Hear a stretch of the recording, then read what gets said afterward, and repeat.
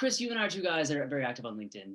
We lead with expression, we lead with connection, but I feel like some people still have missed that mark. As soon as you get that connection request, it's all about, hey, let me hit you with what I got, whether it's a novel, whether it's a service, whatever that is. And what's that conversation look like? Why should we not just be hitting people with our services right off the bat?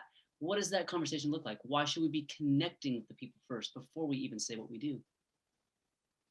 Yeah, well, it's funny because if you were to go to a networking event, let's say a chamber event or what have you, whatever it is, you're not just going to introduce yourself to somebody and then just rattle off for 5 or 10 minutes about what you do and all about you, right? There's something to be had for having a conversation, and you can do that online. But here's what I commonly see is what'll happen is, because LinkedIn is a big part of my strategy too. I've been doing it for a few years. I've got are kind of a rhythm and a cadence to it, right? So, but what I see a lot of people do is they'll request a connection and have a very short note in there or whatever, that's fine.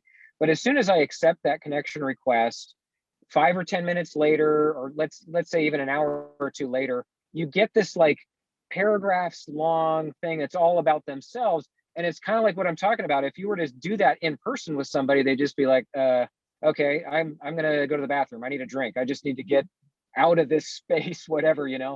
But I think when it's online, it's like you want to get in front of somebody in such a way that it captivates them. But kind of my rule of thumb is when I get that next message that's paragraphs long, all about them, not at any point speaking to me or not making any sort of assumptions about what my problem or my concern or whatever it is, and certainly giving no concern or care to my time by having this long message.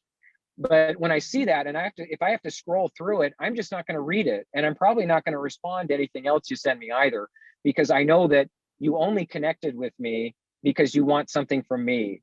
And if you're having a conversation with somebody, it's about give and take, right? It's about making that connection with somebody, finding some common ground.